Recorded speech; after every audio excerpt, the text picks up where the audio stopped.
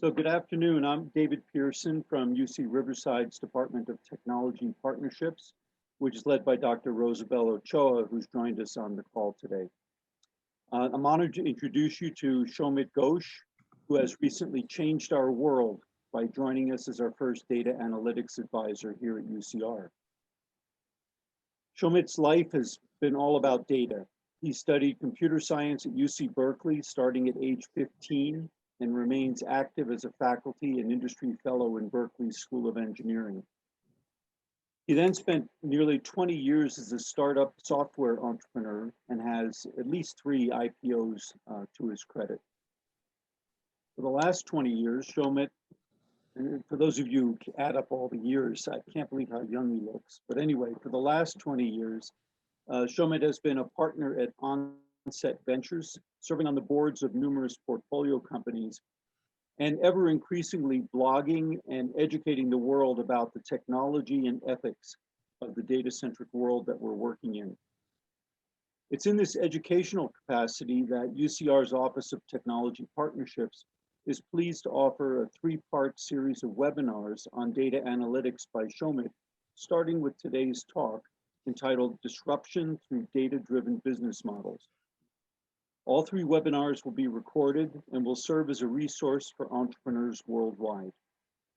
If you have questions about our programming or accessing the recordings of Shomit's talks, please write to us at tp@ucr.edu,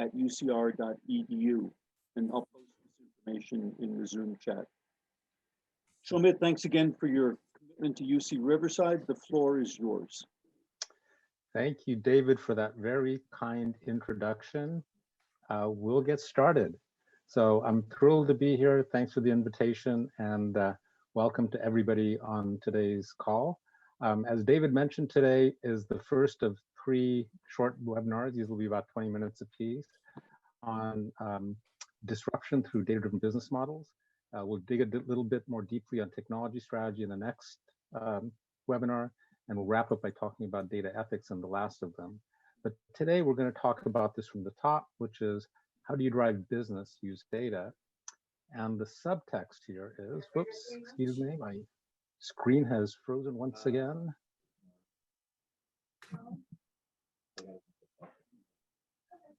Try this again. Okay, so anyway, we'll talk about what multidimensional data is. What is it and why does it matter?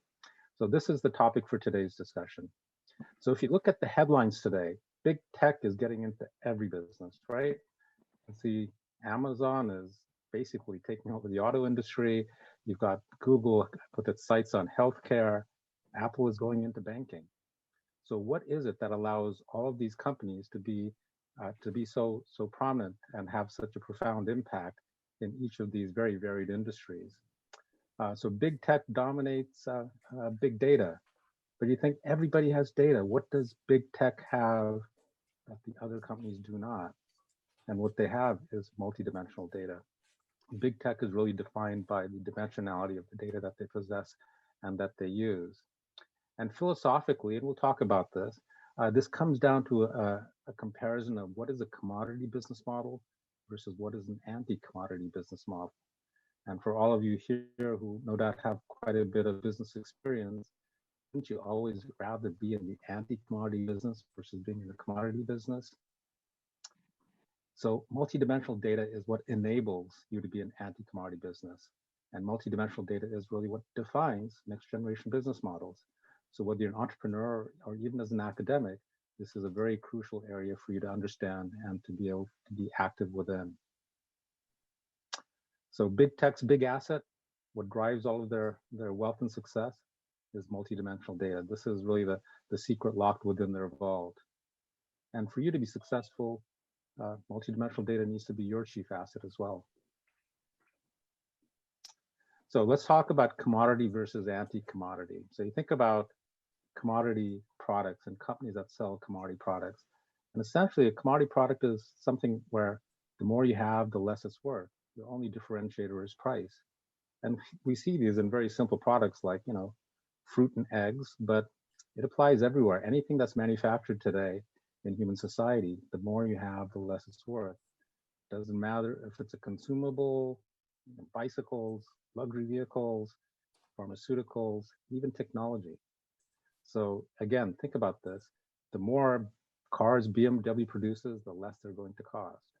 So it's a commodity product. Even if you look at something as sophisticated as a relational database, if you're a customer and you're trying to choose between IBM DB2 and Oracle, which company is going to get your business? The one that gives you the better price. So everything is commoditized. This is true everywhere except in the data business. So what's an anti-commodity? An anti-commodity is a product where the more you have, the more it's worth. Data is an anti-commodity. And in fact, if you look at all of the companies that define the big tech, big data space today, they're all in the business of data. In fact, they're all in the business of accreting as much data as possible. Doesn't matter whether Google, Amazon, et cetera, have so much data. Each day they're trying to grab more. They're creating more data streams because they realize the more data streams that you have, the more powerful their business. They're explicitly in the anti-commodity business. And this is what defines data-driven companies. So would you rather be in a commodity business or an anti-commodity business? You know, in business, there are two ways to win. You can lower your price, and this is what defines commodity businesses. Or in the anti-commodity business, you can actually use data to predict what's going to happen. Once again, if you're in business, there are two ways to win. You can lower your price, or what if you could predict the future? You can predict the future if you're data-driven. And this is what defines successful companies today, is they're all in the anti-commodity business of having as much data as possible and predicting what's going to happen. So the first rule of data-driven business models is the more data you have, the more it's worth. So it's again the opposite of a commodity. Commodity, the more you have, the less it's worth. In data, the more you have, the more it's worth. Again, look no further than Google or Amazon. These companies, they may have the most data on the planet, but their appetite is unsated. They want more and more and more every day. Of course, the reason more data is good is the more you have, the better your predictions. So you can predict the future with much more accuracy the more data you have, whether that prediction is at a granular level of what product might somebody buy at that instant, or what is the broader trend that's happening in the economy. So get as much data as you can, and this is why multidimensional data is so key to winning the future. So that's the first rule of data-driven business model. The second one requires a little bit of setup. And the setup is this bold assertion on the bottom left-hand side, which is everything is a data signal for everything. So think about that. Everything is a data signal for everything. Not literally the case, but philosophically that's the case. So if you look at what's illustrated here, you see negative online for scented candles. Okay, negative online reviews for scented candles, and everything is a data signal for everything. So what did negative reviews for online reviews, negative reviews for scented candles, what did it tell us? What did it give us a data signal for? It actually gave us a data signal for when COVID-19 was breaking out. So as an epidemiologist, you can also look at the downstream measures of COVID-19 epidemics by seeing when people are being admitted to intensive care, et cetera. You can also get an upstream signal from something as simple as a negative review for scented candles. And this work, which is done by an individual at Harvard, what she saw was that, of course, COVID-19 breaks out, somebody buys some scented candles show up at their house, they light it, they smell it, it doesn't smell like what it's supposed to smell like, let me give it a negative review. And those negative reviews happen to correlate with when COVID-19 was breaking out. So everything is a data signal for everything. Even something like this, a consumer product review being related to outbreak of a pandemic. So we see that, and that helps us define the second rule of data-driven business models, which is everything is a data signal for everything. And if everything can help you predict everything else, then once again, the more data you have, the better you can predict the future. And this is what companies like Google and Amazon understand really, really, really well, which is why despite the fact that they have more data than anyone else on the planet, again, their appetite is never satisfied. They want more and more every day because they realize the more they have, the better they can predict. So they've gone beyond being just multidimensional data companies, they're hyperdimensional data companies. So we saw an example of multidimensional data in a population sense with the scented candles in COVID-19. How can we also see that on an individual sense, personal attributes? So here are two sets of personal attributes, and you can read through them. So on the left-hand side, we see here's a person who uses dishwasher detergent. Voted in the last election, is a Netflix and Verizon customer, etc. On the right-hand side, you see attributes such as traveled in the continental US, watched the Super Bowl, trust people, some individual attributes. But these are all multidimensional data signals. And what is it that they tell us? So if you look at the correlations within data, all of the attributes on the left-hand side correlate to high income. All the correlation on the right-hand side correlate to high education. So let's say you're a bank and you're trying to find new loan customers. What's a great way of actually identifying and grading those loans?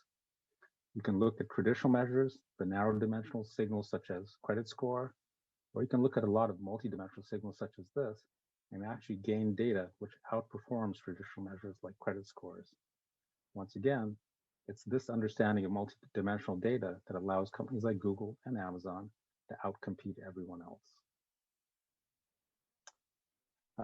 Here's just another example of personal attributes and how they translate to multidimensional data signals. On the left-hand side, you'll see this individual owns glass ovenware, bakeware, and owns a pet. On the right-hand side, doesn't own a fishing rod, doesn't own a Chevrolet. And what does this tell us? Once again, and so the correlations on the left show us the ethnicity. Correlations on the right show us their political leaning. So if you're doing political targeting, you can do it based off these multidimensional data signals. So you may think as a user of one of the big tech, big data platforms that they don't know your politics. You don't ever need to tell companies like Google or Amazon what your politics are. They can infer them through multidimensional data signals. So you can see there are positive impacts of being able to use multidimensional data signals to drive business. There are also some negative effects because maybe you're telling people things about yourself that may not otherwise be known. Multidimensionality once again. And today, probably the best example in business of multidimensional data signals disrupting a traditional industry is within financial services. And this example actually applies across all verticals, but this is such a clear example, let's go through it. So you've probably seen that there's an explosion of fintech companies out there, and they're causing quite a bit of competitive pressure on traditional legacy financial services institutions. And what is it that's allowing them to do that? Once again, it's the understanding and appreciation of these new fintech companies of what multidimensionality means and applying that within their businesses to disrupt traditional banking.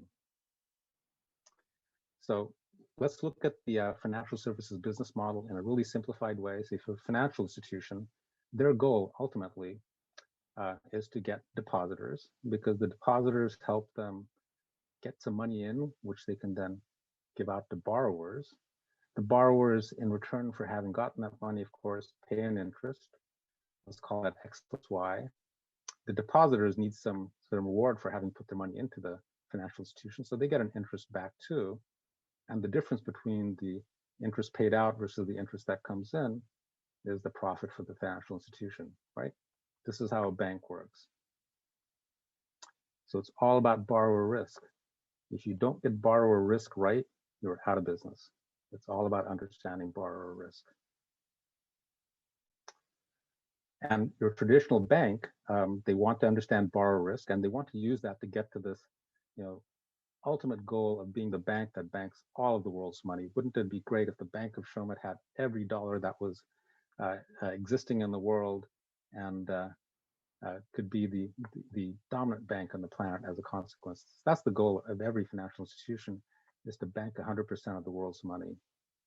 And to do that, you need to predict borrower risk. So once again, as in the previous slide, you can pay out the highest deposit percentage possible, so you can get that money coming in and pay out the lowest loan and offer the lowest loan percentages so that customers will take out loans. So how do you then provide the fundamental of this business model, which is predict borrower risk so that you can bring in all the money in the world. And banks traditionally have done this by looking at low dimensionality data. And this would be things like your credit score, your assets, your income.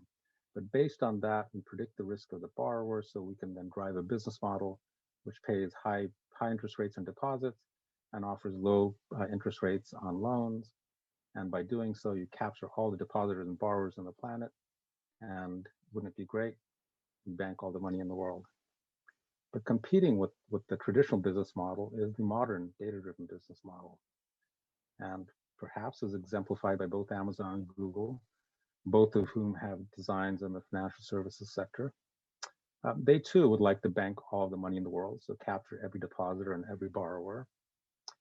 But they'll be doing so by, of course, capturing multidimensional data.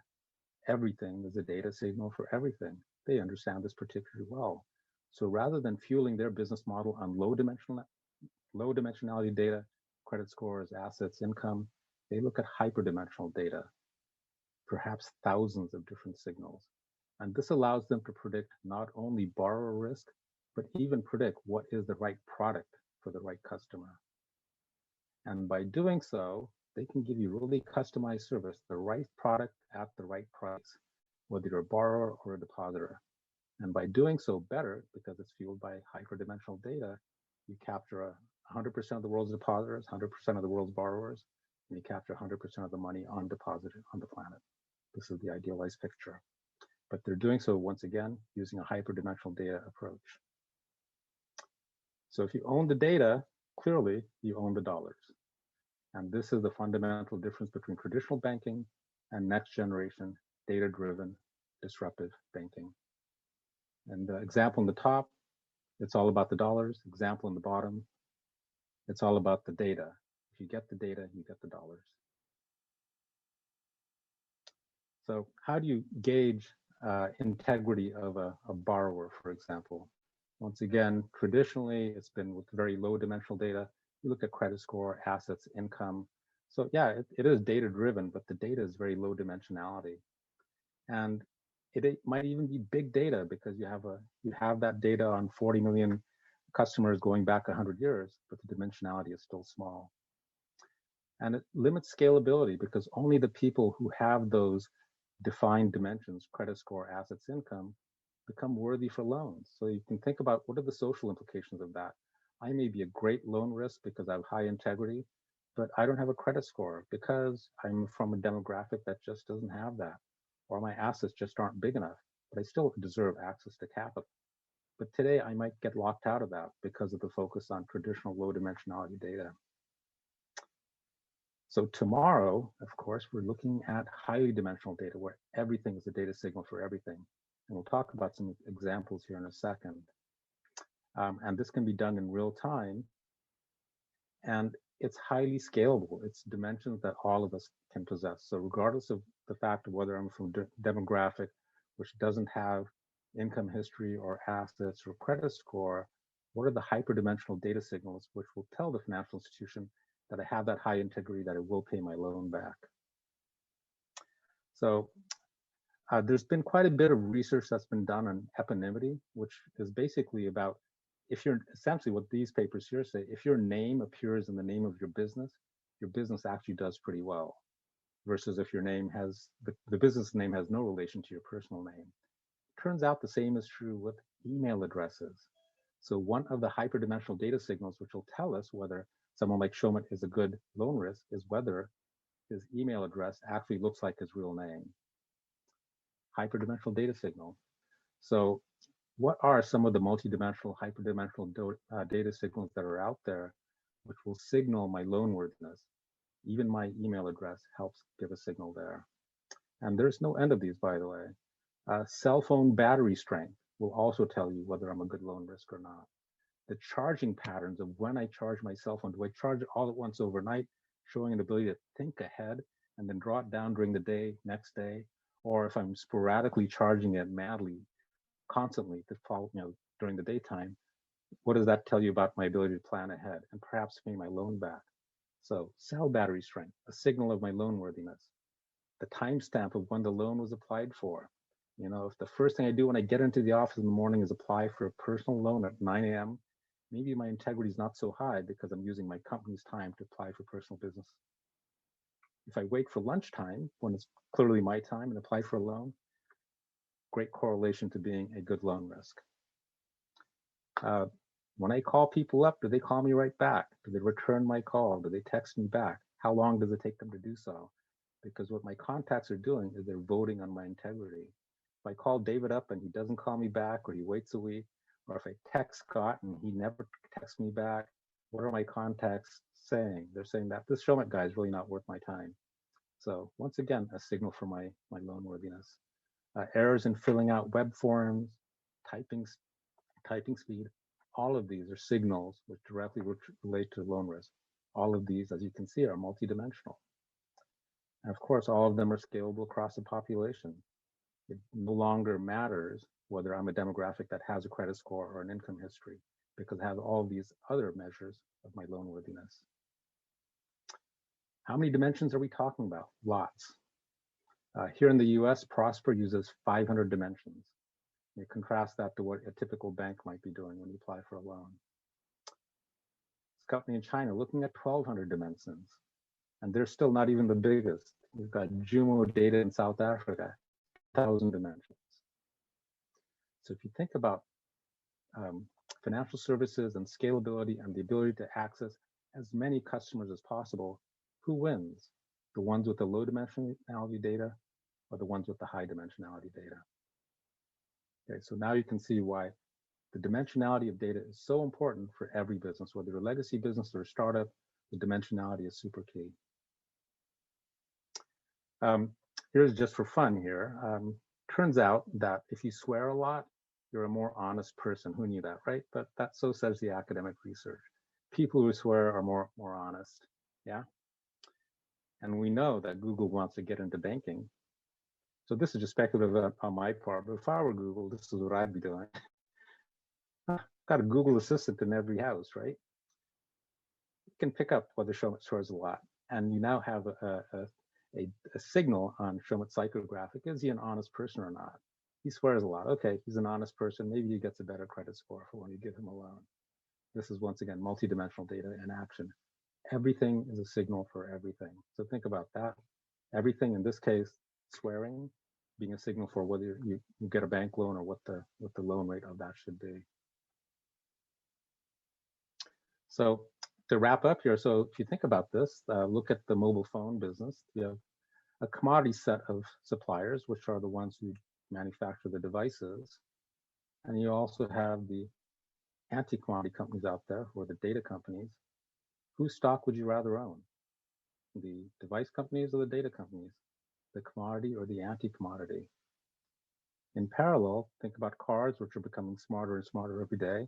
Google and Amazon are famously getting embedded into major automobile manufacturers today as we speak. Who wins? The commodity automobile manufacturers, device manufacturers, or the data companies? Once again, whose stock would you rather own? Look at the pharmaceutical industry. You have the quote unquote device manufacturers who are building the molecules. You have the data companies who are understanding what should those molecules be used for and when and where. Whose stock would you rather own? And which is more scalable when you think about healthcare? And even in the space of software, you have a number of quote unquote device manufacturers, people who are building enterprise applications in comparison to the ones who are focused on collecting the data and predicting the future using that data. Whose stock would you rather own? The companies on the left or the companies on the right? And the answer to that tells you that where should your business value be? It should also be founded on multidimensionality, highly dimensional data, and using that to predict the future. And with that, we'll wrap up. We have the next two webinars, as David mentioned at the beginning. So if you've now gotten a sense of how multidimensionality works to help define a business strategy, how do you go about accreting the data that you need so that you can compete with the big tech players out there? It is possible to do so, but it requires a strategy. So in our next session, we'll talk about how do you build a technology foundation that allows you too to be a multidimensional data player. And then the third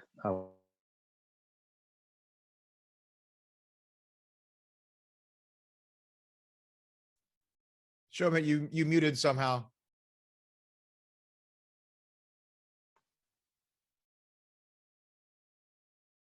Oh, it did it again. You keep muting somehow. Yeah, There we go. yeah. All right. So anyway, to wrap up, the next two will really be about how do you build a technology strategy so you too can be a data player and compete against the players in big tech. It is possible to do so. So we'll talk about that. And it's really crucial because data can be used for both good and for bad. It's really crucial to be ethical at all times.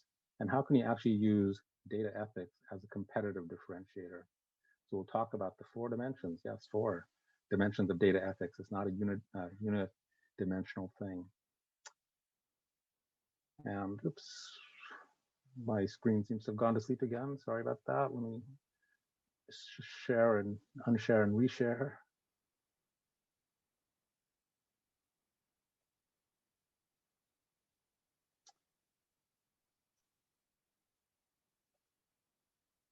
And final slide is just thank you. So that was it. I'm happy to take any questions you may have. Please say.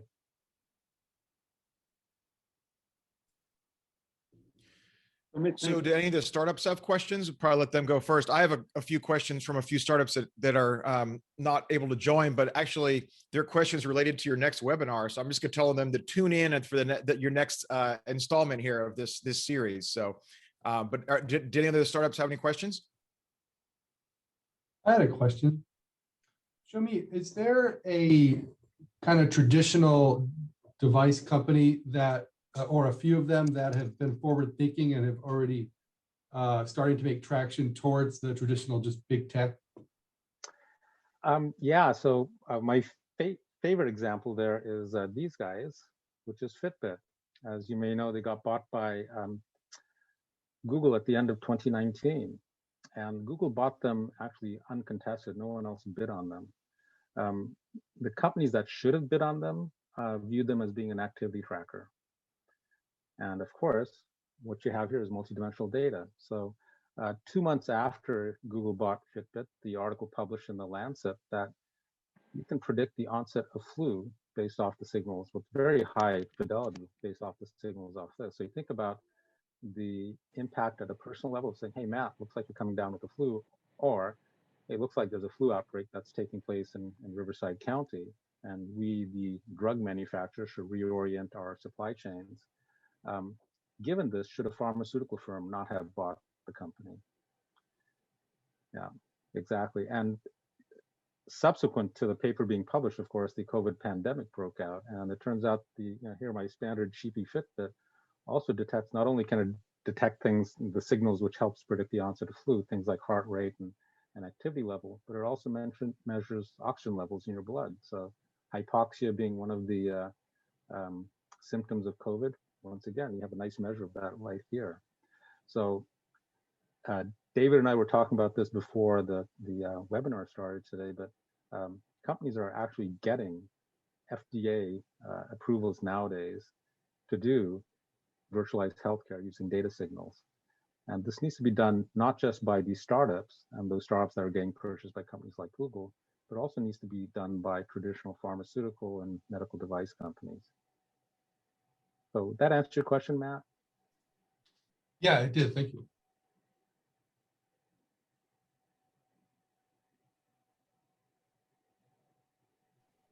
So I guess oh, sorry, go ahead, David. Yeah, just in listening to your thoughts, one of the things that I am trying to figure out is how it is that we can bring this type of thinking to the benefit of the companies that are present in the Inland Empire.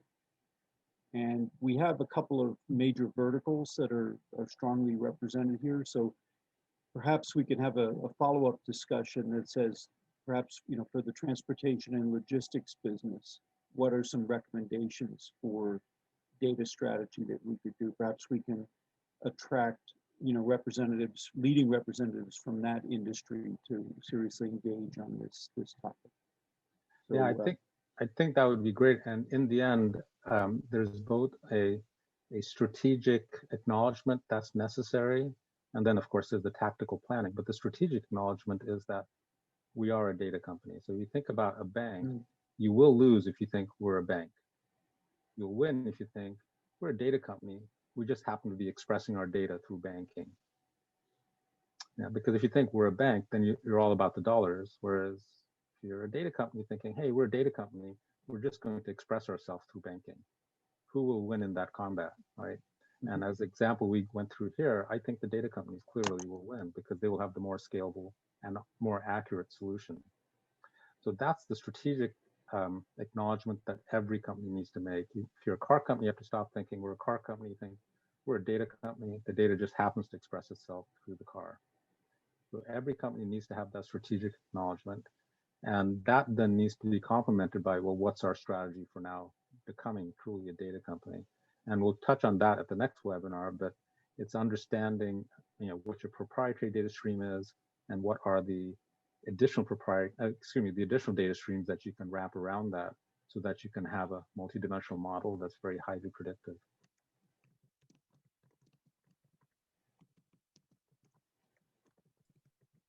So I guess one question from several of the startups is, if you are a startup that is going down this path, and when you are trying to raise capital, early stage capital, what are some of the ways that you can, I guess other than doing a data audit, but I mean, are there ways that you can kind of show to investors that you are thinking this way and that you can compete? And I guess we're talking about that next week, but just from a fundraising perspective, I mean, is there any tips you would have for startups that are embracing this model, but also are about to go out and raise capital? Yeah, that's a really good question. And I think it has a pretty complex answer. So I'll give perhaps the simplest of the complex answers here, but imagine you're a startup and the investor says, hey, Scott, this is great, but Google and Amazon are going to do this in no time. How do you counter that concern? What if you're able to say, oh, well, we're going to do it in exactly the same approach they will be, but we have a proprietary data stream that they do not have. So now you're actually employing the Google and Amazon model, which is the one which has been disrupting every industry, as we've seen. So you're taking that same approach, but you're taking that approach with a proprietary data stream, which Google and Amazon do not have. So with that in place, what does this allow you to do? It allows you to compete as an equal. If Google or Amazon want to make an acquisition, guess who they are going to acquire? And should Google or Amazon address the same market that you're doing, they're disrupting people. They're disrupting people in the pharmaceutical business and banking business, wherever it might be. Those players will need to have a counter to the entry of Google and Amazon into their industry. Who are they likely to buy in that case? Well, they're likely to buy your startup because you present an equivalent weapon for them to fight back with. So we have a couple of startups that are in a situation where they've gotten early acquisition offers and they're in different verticals, ag tech, biotech, clean tech, some of the deep tech verticals. I mean, I know it, of course, again, I know it's case by case, but it seems to me like there is pressure on startups to sell early before they really increase value in their enterprise. So I just don't know, of course, especially with our startups, we have in our region, we have a lot of first-time founders. And I'm just curious if you have any tips that those founders who are getting early acquisition offers may want to think about, maybe to hold out a little bit longer to maybe increase the value in their startup before they sell out. Yeah, that's the bird in the hand versus two in the bush. And the right answer is what's right for that startup entrepreneur. So if you get a nice acquisition offer from Google or Amazon or Apple or Facebook or whoever, and it changes your life, go for it. That's the right decision for you. So if it's the right decision for you, then it's the right decision. Or if you say that, yeah, I can sell out for 10 million today, or I can sell for 200 million in 2 years, or 2 billion in 5 years, and you have the staying power to do that, then that's a fine outcome as well. But it's really a personal decision. So what's right for you is the right decision in the end.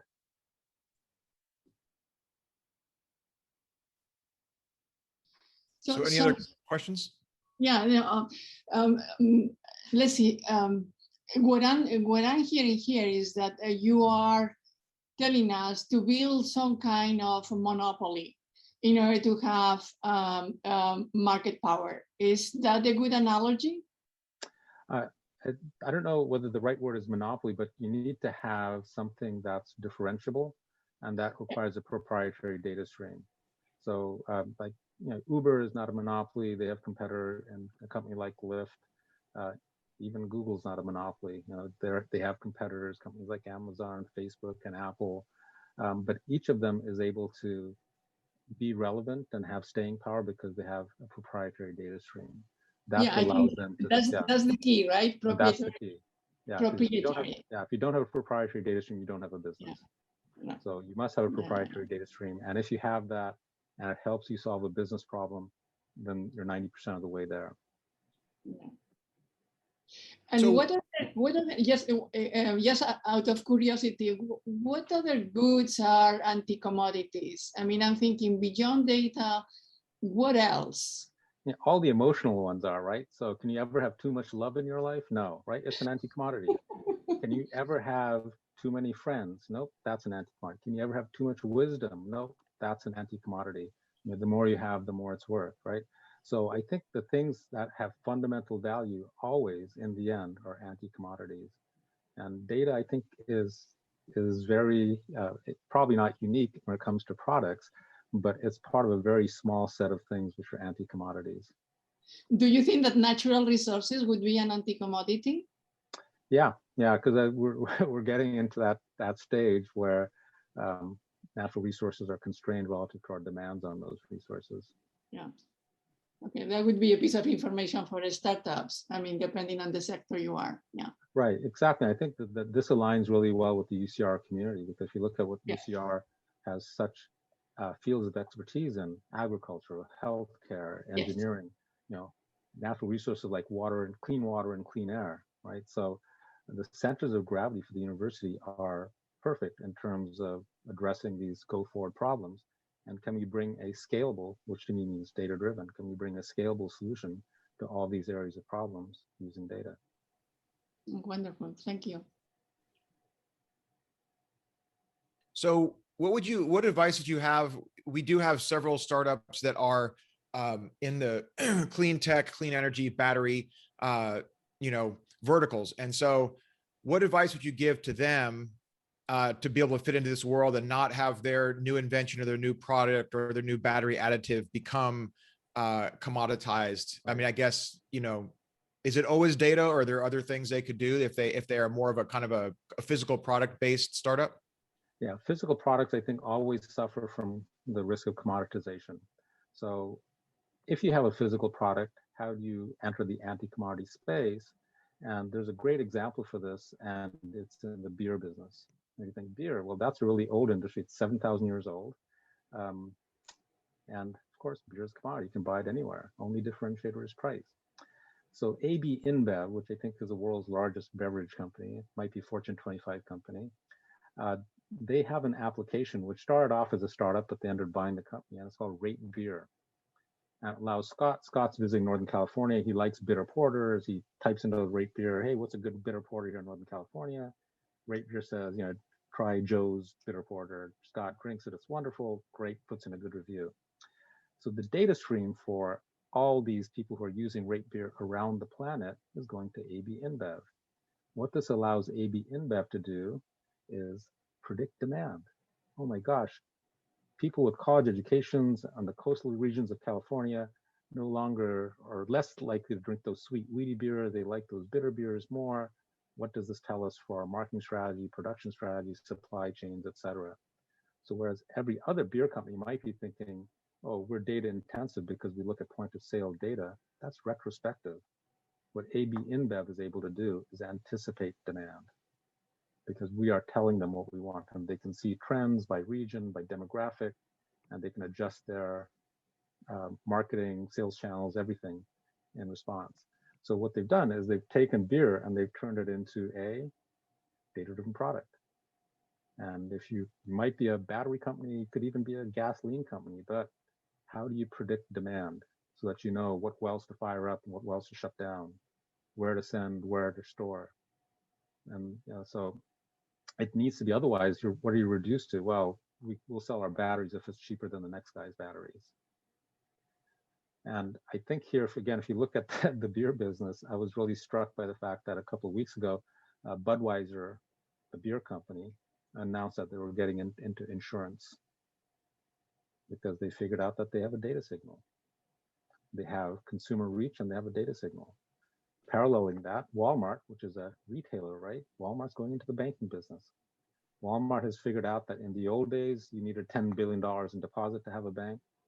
And in the current day, you need 10 billion data points to have a bank. Walmart's going into the banking business. So this is one of the reasons why data is such a key asset, because it gives you scalability into new business areas. And really the key here is scalability, because data scales. You can rate somebody's loan risk, whether they're in some remote region on the other side of the world or whether they're just down the street from you and can walk into your office. So it helps bring equity. If we do it right, it helps bring equity and access. And I think once again here, this is why this is so resonant with the UCR community and the mission that the university has. Shomit, have you seen an investor slide deck for a startup that has a data dimensionality slide in it? Yeah, actually, I see them more and more often, and I even see them with some of the folks who are in this call right now. Excellent. So I know Matt at Globe is working on that, and Rainier at Vinduino is working on that. So people do get it, and when I see that appear, and the terminology they use may not be multidimensionality, because they're just thinking, well, we're using a lot of different data sources, but there is a term around it, multidimensionality. But when I see it, it makes my eyes light up, because I think here's somebody who really gets it, understands that their business is really about the data signature. Mm-hmm.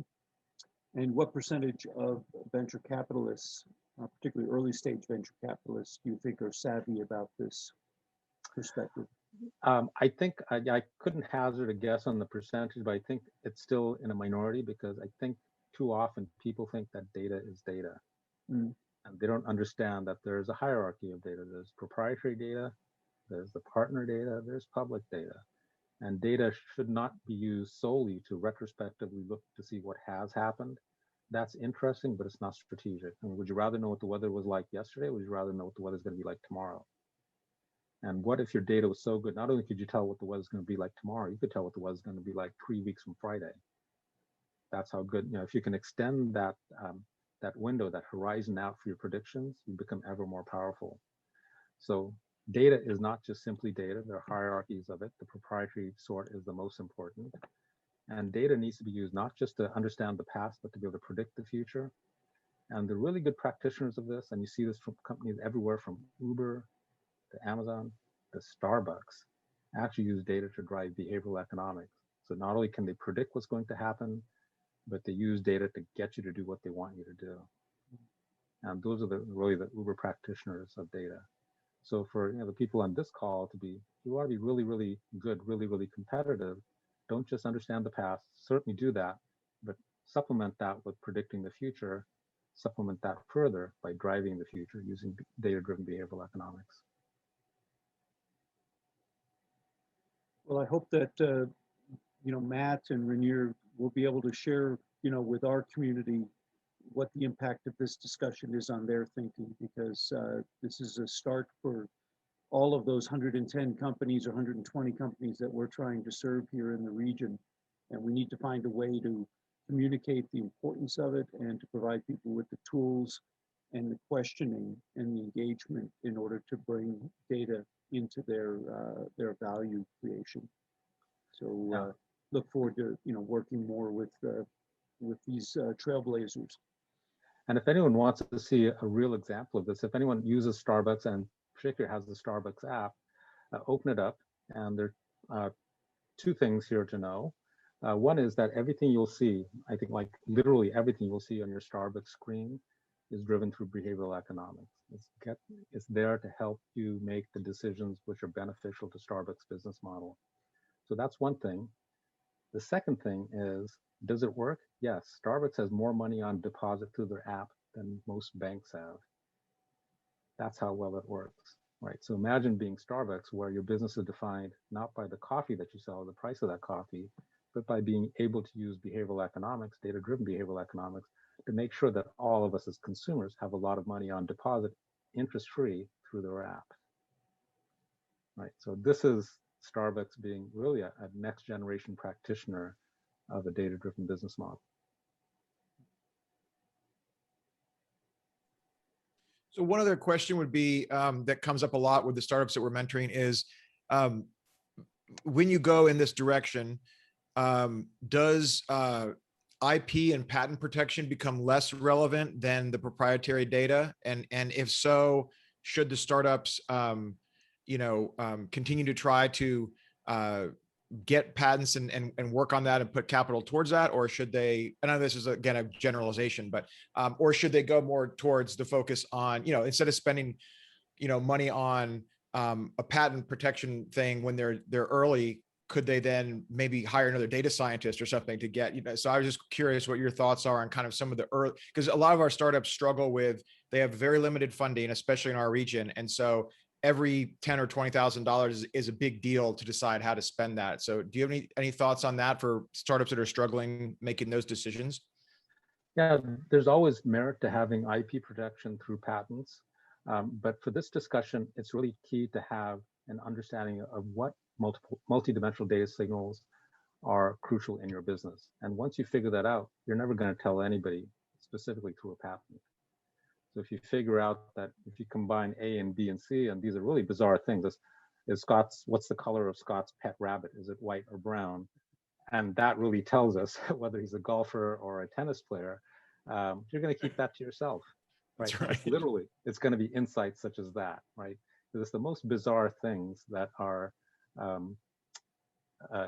deterministic towards these sorts of conclusions. So that you keep to yourself. And when you discover these, academics famously will publish this stuff. So all the stuff that I talked about today has been published in the academic literature. So you can find it. So academics will publish it, but if Facebook or Amazon or Google or Apple figure something out about a particular data stream and how that can be correlated, they're not telling anybody, right? And this is why they treat all these hyperdimensional data signals essentially equally, because no signal is a bad signal until it proves itself to be a bad signal, because you can never tell. Scented candle reviews telling us where COVID-19 is breaking out, for example. So anyway, so if you're going to be data-driven, understanding what data sources are needed and how you correlate the different data sources, you keep that to yourself.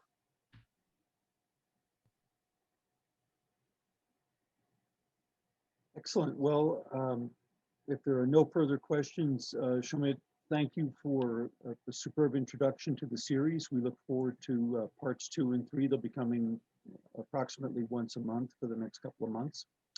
And appreciate that everybody who was on the call today are innovators in the data space and will help us, bring the message out to the companies in the region to strengthen their future competitiveness and valuations.